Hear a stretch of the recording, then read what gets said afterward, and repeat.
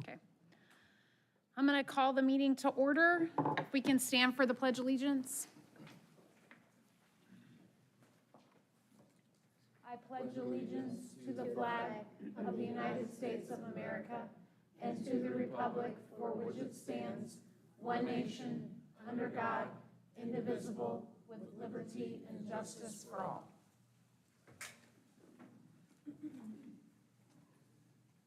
We will turn it over to Dr. Seifert for the superintendent's comments.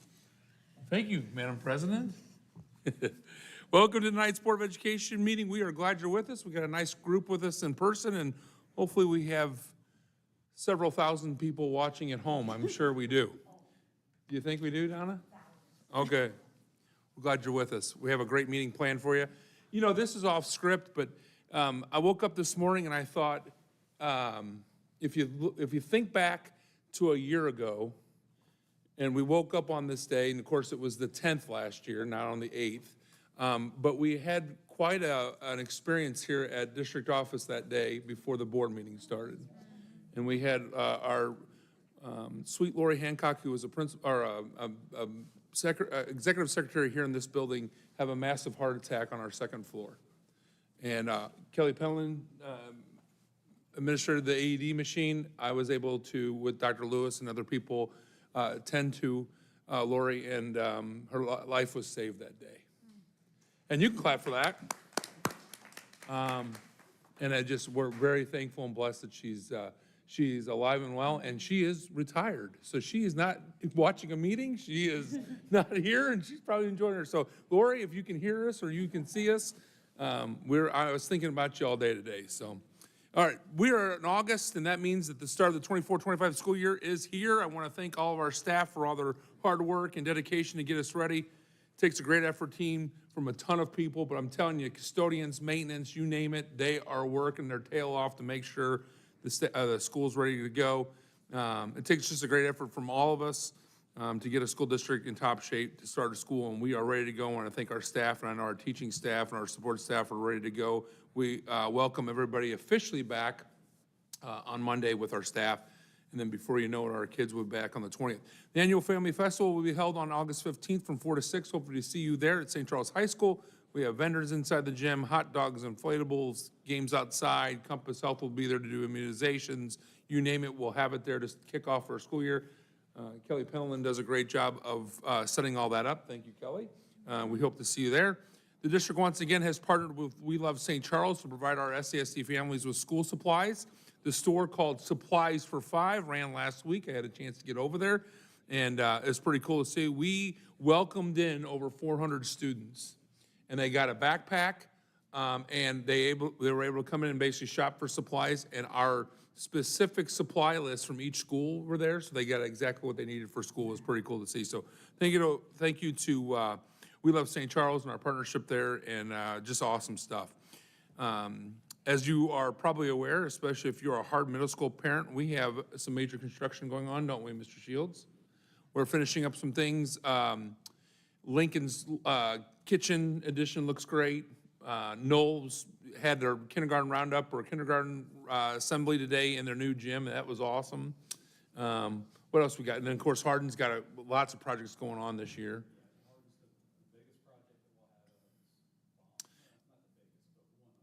And then our new student clinic's getting ready to open too, so we're really excited about that. And we thank our everybody and our supporters and our community members for supporting us on our last bond issue for all of that. We also facilitate our annual new teacher orientation this week. Dr. Lewis and Dr. Draper did a great job of heading that up, also with a slew of staff members. It was a ton of fun to spend time with our new teaching staff. The entire staff returns for a welcome week or work week next week, as I talked about. We got a lot of training and preparing to do next week, so we're excited about that. Practices for fall sports start on the 12th. I think we have a mom of the quarterback sitting here, or one of them, right? Possibly. And then before you know it, we'll be right in the full swing of things with band and plays and you name it going on. We can't wait to get things started again. And lastly, but most importantly, because you're here for, we have a great meeting set up for you. We got consent agenda items. We got policy readings first and second. Those are always riveting, right, Daniel? we love those. Setting the date for the tax rate hearing. We have a professional development plan that Dr. Draper is gonna rock out, or Tina. Tina's gonna do it. And then we have our district financial report. So we are truly excited to start the 24-25 school year. Our theme is forward. So wait, I got the word forward in here. You ready? So we can't wait to see our staff and students on August 20th. I hope everyone is ready to move forward in our next school year together. Thank you. Awesome. Exciting. Can't believe it's August. We'll move on to item 3.04, board communications. We have none. None? All right. Item 3.05, audience comments. I guess I got this one. Your though, moment right? to shine. All regular and special meetings of the board shall be open to the public. Since the board desires to be a good listener and be responsive to the community, persons desiring to address the board may do so during the time so allotted on the agenda and according to established procedures. During the audience portion of each board meeting, patrons are invited by the president to speak for or against any proposal on the tentative agenda or on any other school concern. The individual is asked to identify him or herself, limit comments to a few minutes, and avoid discussing personalities. The president reserves the right to limit the number of presenters and/or length of comments. At the discretion of the president, patrons may be recognized at other times during the board meeting. The board is very interested in audience comments. According to board policy, members cannot respond during the actual meeting. The board will listen to audience comments. If necessary, additional follow-up will occur through district administrators. Thank you. We have one audience comment card from Becky Martin representing MU Extension. If you just want to press the button that has the person. Hi, I'm Becky Martin. I work for the Missouri University Extension Office in St. Charles County. I am the Nutrition Program Associate there. So what I do is I teach nutrition education to people who are eligible for SNAP Ed. So that's anyone who's eligible to receive SNAP benefits. I also go out and help people fill out SNAP applications if they need it. So I gave you guys a whole bunch of stuff at your chairs. One of the things that I get to do when I teach those classes is give incentives to the people that I'm teaching to. I have classes that are, all of our classes are state approved. The curriculum is state approved and meets all of the state guidelines that DESE sets forth for the curriculum. I get to do programming from pre-K to adult level. I have several different curriculum programs to choose from. I know one of the ones that I'm very excited about is a program called I Cook, and it is a program that actually invites parents and children to cook together. So I just wanted to come and introduce myself and let you guys know that I am here in the community. I'm ready and willing to partner up with you guys to offer any kind of resources that you can come up with. The extension does a lot of different things. I did stick a flyer in there. We're having an open house type of thing on October 7th. If anybody would like to join us for that, you can find out more about what the extension does. I do know that there are a lot of opportunities for grants. Some of the classes that I teach are gardening classes. We can get grants to help you guys put in a school garden and those kinds of things. There are some requirements for your schools to be able to receive the services. One of those requirements is that about 50% of your population has to be SNAP eligible. Not sure if all of your schools would qualify or if just some of them in your district qualify, but there is a form in there that shows how the school can qualify. There's several different ways. But I am just really excited to be in the community. I really hope that you guys will look over the information and that maybe we'll be able to partner together to bring these services to the people in our community. And thank you for letting me speak tonight. Thank you. Thank you, Becky. At this time, we'll take a quick 2-minute break. If anybody wants to leave, feel free to do so. If not, we'll proceed with the meeting here in 2 minutes.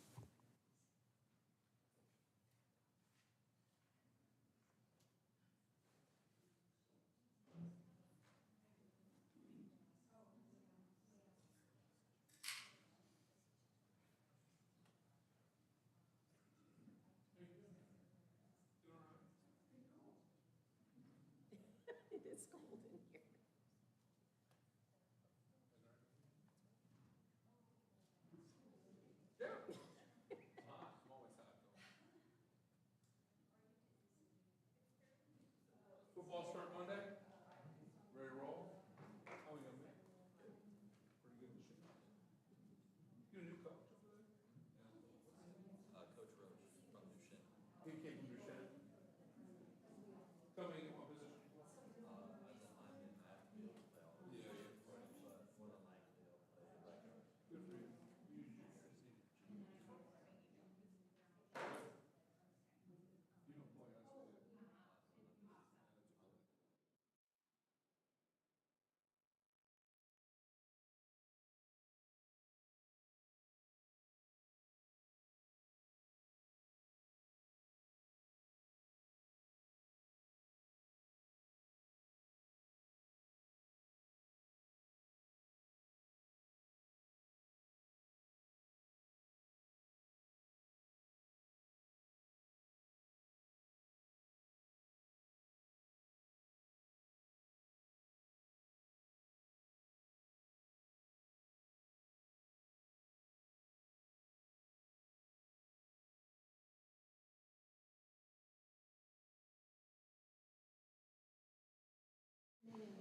Look at them sitting over there in a I know. party together.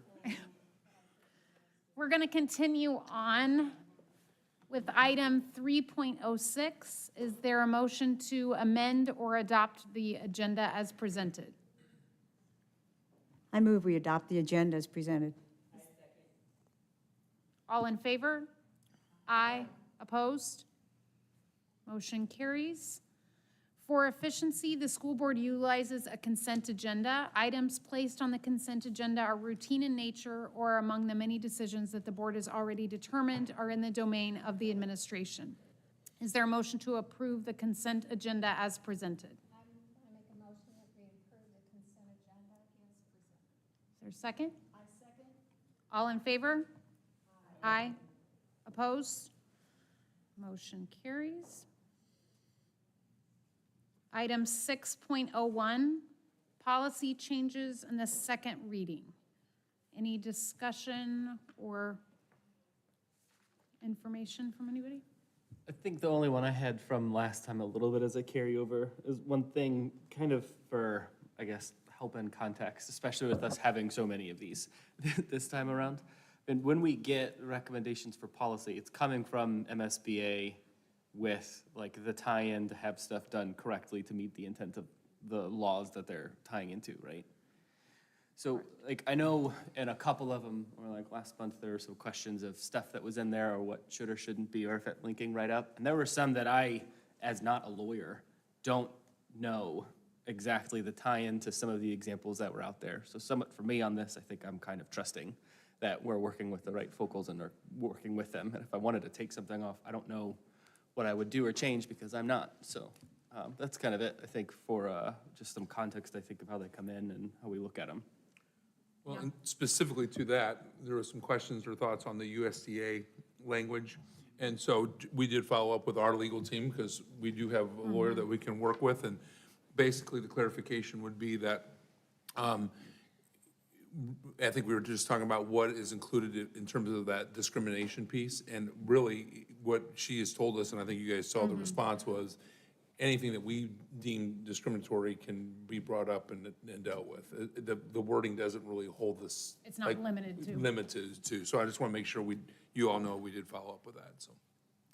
I move we approve the policies from the second reading. Is there a second? I second. All in favor? Aye. Opposed? Okay. Moving on to 7.01, the Professional Development Plan Program Review. All righty, thank you. Oh, perfect.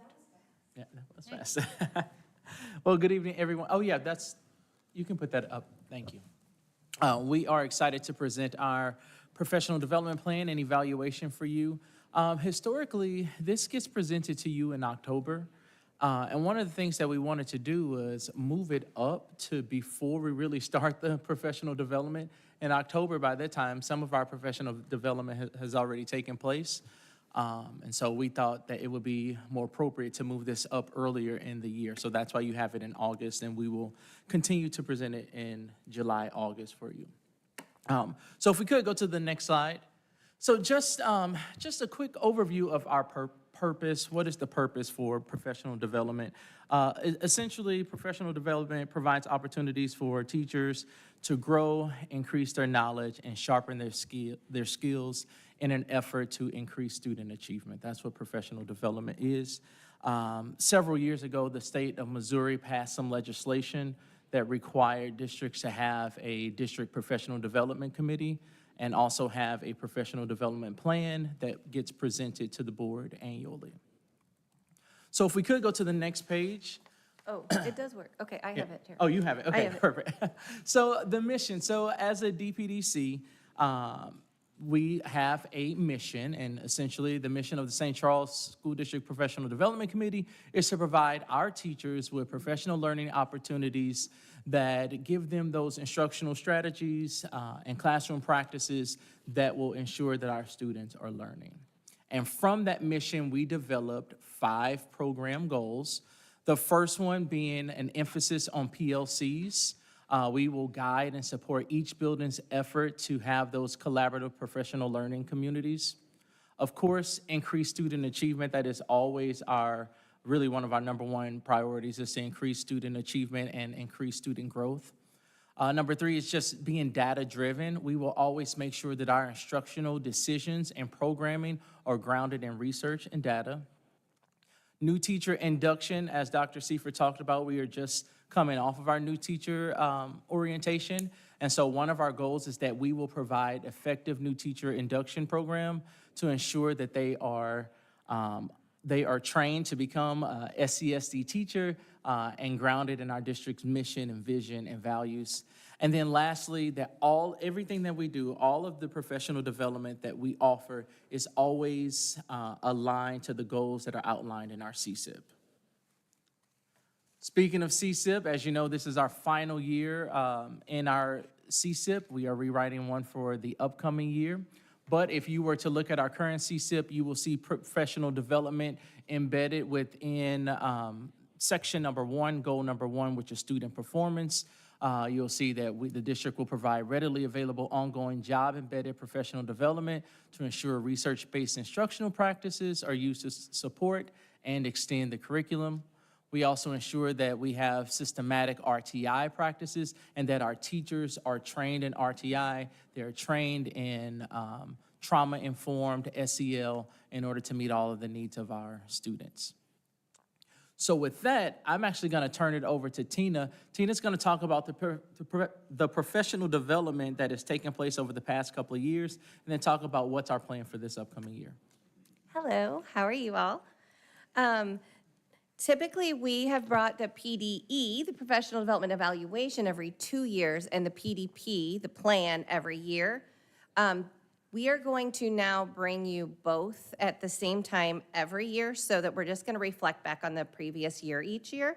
But this part is for the last 2 years because we haven't updated you since the 2021-22 school year. So in 2022, we had the new teacher orientation and the BTAP. The BTAP is a requirement, and we've been very lucky to partner with Lindenwood for many years so that the teachers actually don't have to go out and pay for a BTAP. We've been able to do that in-house for them because that's a requirement for their upgrade of their certification.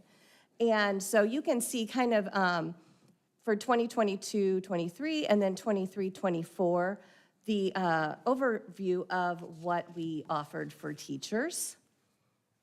And that was throughout the school year, including summer and our PD day and our early outs and everything like that. And when we evaluate our professional development, we really depend on our feedback from our teachers. And we put out a needs assessment every year. And we also, every ERD and early out, we send out surveys to get their feedback. And the DPDC sits down and looks at them and really does go through all the surveys to determine what the teachers' needs are, how they felt about it, and then reacts to that by finding presenters or whatever is needed by the teachers. And then, of course, the full-day PD survey, this last one, which was called the Monster Mash PD Bash, because it was on Halloween, or the day before Halloween. It was the best survey responses we ever had. They gave comments on every single session, and then at the very end, we asked for suggestions. How can we improve this? Did you like this, the setup, all of that? And then we just had, everybody was like, this was really great. We love it. And this one, I just pulled out to say, it says, I don't have any suggestions, but just compliments. I think the day went so smoothly and was very well organized. Great job, DPDC. Thanks for all your hard work. And when we get that as a DPDC, that really makes us feel like we're doing what they need and giving them the opportunities that they're wanting in their professional learning. And I just want to chime in there. I think that a huge part of the success of that day is, one, because of the feedback that we get. The DPDC, they really do spend time diving into those survey results and saying, okay, oh, we can do better here. This was well attended, let's keep this going. So it is planned by our teachers. It's based on what our teachers want, what they need. And as we can see that each year that day gets better and better. And it's being told in our survey feedback. And then we also, in addition to our surveys, we also look at the PLCs is also a part of that. And each building does their own PLCs with data-driven instruction. And so we are getting feedback from instructional coaches and our curriculum coordinators on that type of PD, because that is also, it's embedded PD in their PLCs. All right, and then we're just gonna talk a little bit now about our plan for this year. We really dug into the DPDC budget, which is the 1% fund allocation that DESE requires us to have. The committee really looked at, are we, using that effectively? We do have it budgeted for a little bit for the actual district, and then each building, depending on how many certified teachers they have, gets an allocation of that as well to request funds. And all of those funds are used to help grow the teachers for their professional growth plans and what they need. So they will request to use those funds, and then a committee at each of their buildings goes through to ensure that they're getting what they need. And then that's a list of kind of what the funds are used for. And we really did look at the DESE's requirements to ensure that we were using those funds according to how DESE says we should be using those. This coming year, these are our members of our DPDC, and we do have an open position. Our co-chairperson left us and went to another district, and we're very sad about that. But we wish her very well. So we do have an open position for our co-chair, and that was our rep from Blackhurst. So, but every other building, as you can see, in addition to, excuse me, student services and instructional services, has a representative, and everybody puts in time and their say so that all teachers across the whole district are represented. To clarify, the Blackhurst staff member who left to go to another district is because she is now administrator. Yes, Yes. she So left to yes. become an administrator. I'm sorry, That is that's true. That's a That's big That's part. different, yes. She's going to be an administrator, so. And we do wish her very well in her new position, and we're going to miss her terribly. All right, so this is basically our plan for this upcoming year, although it may change a little bit as we keep, adding some great sessions for our teachers, but overarching, these are our topics that we're going to be covering. In our summer, we were able to send teachers to the PBIS Summer Institute, and we offered our youth mental health first aid. We actually have in-house trainers who do that every year so that our anybody who wants to be trained in that can be. And then I actually did a Google Level 1 training for our teachers that wanted that. We put youth mental health twice, sorry, so bad. And then, as you can see, we also had some stuff about visible learning by John Hattie. and some SEL time, which is a revamp of the morning meeting, and the Modern Classroom Project, which is really a project that some of our teachers are really grasping onto, which is differentiation for students and allowing students to grow at their own pace, and that was an overview of that. And then we did have some book studies going on as well, and I participated in the 50 strategies for integrating AI into the classroom. Really eye-opening information about artificial intelligence and what its impact on education will be. And then we just finished up new teacher orientation, and we will have our new teacher networking meetings on those dates. We do have two new teacher facilitators, one that oversees the pre-K through 6 and one that oversees 7 through 12. And those are the meetings. We align them to DESE's requirements for the BTAP so that they can earn that BTAP free inside our school district through Lindenwood. And then we also have these upcoming professional development days next week. We're going to be offering teachers opportunities, Power School, PBIS, IXL, which is a new testing for our 7 through 12. And then there'll be also content-specific curriculum PD going on. And then also the buildings will be providing their own PDs based on their building goals. And then we have our early outs and then our full-day PD. We already have our keynote all set up, and Dr. Draper saw this keynote at the PBIS. No, not Nope. at PBIS. I saw him at the National Principals Conference Oh, a couple okay, years yes. ago. Yeah.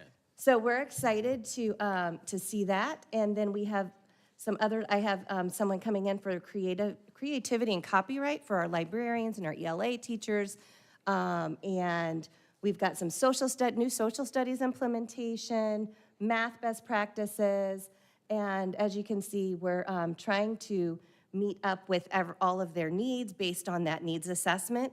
And one thing that we saw on our what can we do maybe differently, that we heard from a bunch of teachers was we would really like to be able to go out and see, different things in action. So we offered that. We are calling them externships, and we're offering them in the afternoon of that PD day. So groups were able to, when we did our call for proposals within our district of people who wanted to present, we also said, hey, if you're a group and you have an idea of what you wanted to go learn something, if you tell us about it, we can make that happen. So we do have several groups that did that, and we are offering them, we're gonna have our gifted teachers are actually gonna go to Pattonville, and they're going to work with the gifted people over there to kind of learn what they're doing and get some more ideas. We've got librarians going to a bookstore to learn about how we can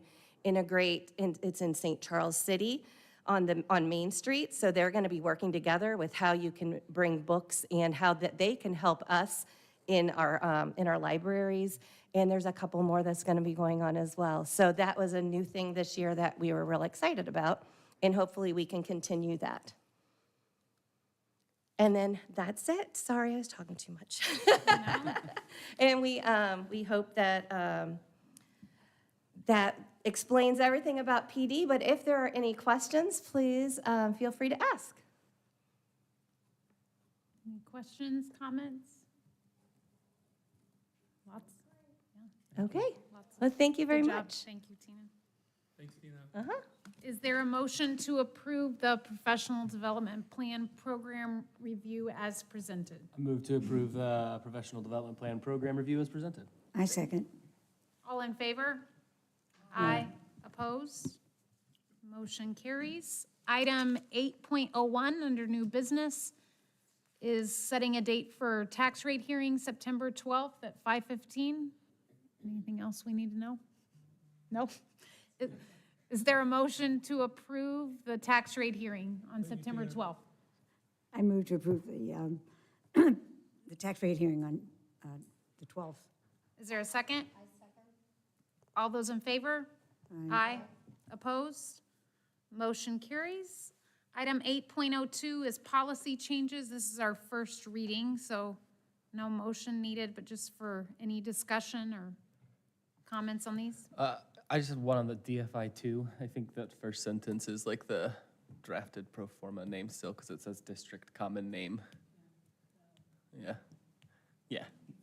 Yeah, I think that's just the drop in before next one, that's it. I know most of them are just because of Senate bill and House bill things, so. And that might actually sit like that at the second one too, and then they just, they actually send it to Kelly and gets, is that true, Kelly? Yeah. Thank you. Okay, any other comments, discussion? If not, we will move on to item 9.01, the district financial report from Mr. Shields. All right. Well, not a whole lot to entertain on this report since we are in period one of our fiscal. So a couple things maybe to note to you all would be the beginning fund balances. So if we were to click on the July 2024 board reports PDF, the very first one there. Thank you so much. If you're just look at that, right now, these are pretty much our beginning fund balances, and that should carry us throughout the year. That line will carry us throughout the year. Then you'll see the differences in the expenses and the revenue and the expenses in each one of those categories. The other thing to note, this is our lowest year for salary, or lowest month for salaries and benefits since we double pay in June. So do not anyone think that the 6100s and the 6200s, those lines are going to carry and look like that for the rest of the year, because they definitely will not. But to give you a comparison of where we were at this time last year when we finished at 21.7 of a fund balance, we were probably sitting around the 20 million mark altogether. That does not include if you were to go down in this report to the year end. One more here. Yeah. So you see where that ending fund balance is there at that 26.3. So a couple of things to point out to you all on how we're trying to address this and communicate with the state. At one time in this district, our insurance was a restricted piece. The state has told us we are and should be restricting that line from our unrestricted fund balance, because that should be protected in order to pay insurance for our employees. So that is something that we are going to do. That still puts us in great financial shape, even with restricting that money. So that's a positive, and this is the year that we'd certainly, the time that we'd want to do that, and it's rather than getting to 18% or 20%, I'm not saying that's our goal, and then trying to restrict that, and then we're looking at a 15% or something along those lines. So just to let you know that when we submit the ASBR, which is due August 15th, here in a few days, that will be a line item that's restricted in there. The other piece, and we've touched on this previously, so if you could go back up and show the first report again, please. The food service, the state has been allowing us to carry that healthy balance, and that's all because of COVID finances for 4 years. With our plan of renovating the hardened kitchen is in desperate need. So that project has began. We can only hold, according to state guidelines, $700,000 in that account, but right now they're allowing us to keep that much. So that does go to the unrestricted. However, we cannot count on that money. So what we should do is when we look at it from my opinion, is look at what does the state allow us to keep in that fund. This is why they warn school districts about the fiscal cliff and the loss of ESSER money is don't start counting on all of this money. Make sure you guys we have a good plan of how we're looking at our finances. So if we were to count on that 2.2 million being our normal balance, we would set ourselves up for failure, especially going into the next fiscal. So that should be, if we were following the state guidelines, again, we have approval not to, that should look about 700,000 or below. The 2.2 million is there's a reason why that sits there. And we've been saying that for a little bit from time to time, but I really want to emphasize that now because I do believe our fund balance will still fall in that 23-24% range as we get deeper and deeper towards the ASBR, which is fantastic. I really, really appreciate that number, especially when I gave the worst case scenario for the budget, which was showing a $1.3 million deficit. Again, that's the worst case scenario. So tax rate, speaking to that, a couple more things. I'm going to try to be really quick. The tax rate, I have not received the final figures from the county assessor yet. when we saw the March report, it looked like we were going to have some growth. Now it's looking like it could be a $5 million assessed valuation loss to the district. So that's one thing to note. That will increase the tax rate. Doesn't mean it will increase taxes, but it could increase. More than likely, it will increase the tax rate, just as if it goes up significantly, the tax rate goes down, and that's what we've been experiencing for at least 3 years. So just to make you aware of that. The other thing I think that is going to be very important for us to begin a conversation is we are finalizing our bond spending, and it should be spent by next summer. Due to that, we are already in conversations to see what another bond would look like for this district. And so in having that conversation, ideal timeline for us would be to present a bond for your approval for us to go out for a bond in the April election by November board meeting. Obviously, we'll have some more conversations on that and give you a bit more of a planning on what that could look like. But as you guys know through committee, a lot of that spending is decided through committee rather than just myself and the CO team and the board saying this is how it needs to be spent. So that could look like approximately $70 million bond issue. How we come up with that number is our assessed valuation, which is a little bit over $1.4 billion. For our real estate and our property taxes, we can get 15% of that as our legal limit for bonding capacity. That's going to be about $215 million. By the time we go out for the bond, we will have about a $55 million debt, give or take a few $100,000 here and there. So if we go out for 70, we're still about $85 million below that legal limit for our capacity. So still very healthy, would not impact our A+ rating or anything along those lines if we stayed within that. The other thing with bonding that I think is important is we have, when 2013, I believe, was one of the first bonds. We had one in 2017, 4 years. 2020, we had another bond. Right? 2021, we had another bond, and then in 2025, we're going to have one. So we've primed ourselves to do this every 3 to 5 years, and it seems like we're constantly landing on that 4-year mark. So we would like to continue that because we are obviously putting all of that money back into our buildings, which we hope are impacting our students first and foremost, but giving our staff appropriate places for the working and the learning environment. What was the amount of our last bond? 50. 50, okay. Mm-hmm. And the 2017, which we're still paying on, was 47. You've said that the assessed valuation seems to be going down by $5 million. What do you attribute that to? Market correction for personal property. Used vehicle, any vehicle, camper, trailer, any of that. Any other questions? We saw a huge increase of that before, right? Yeah, It's scary. almost like- Yeah, I mean, we all felt it when we were paying our taxes, for sure, that what we felt like was a wild increase. But now we're seeing that market correct itself, and our assessor, who is new, but even our previous assessor, they do a really nice job of maintaining what the market conditions are. We've heard from other county where assessors don't change for 20 years. The rates just stay the same. I guess it's a good place to invest in real estate, but our assessors change every year. You will see those rates change.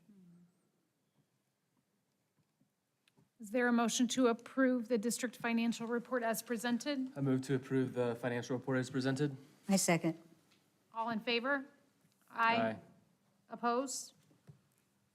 That passes. Is there a motion to adjourn the meeting? I move we adjourn the meeting. Second? I second. All those in favor? Aye. Opposed? Good meeting. Good meeting. Thanks, everybody. Thank you. Thanks for coming, everybody.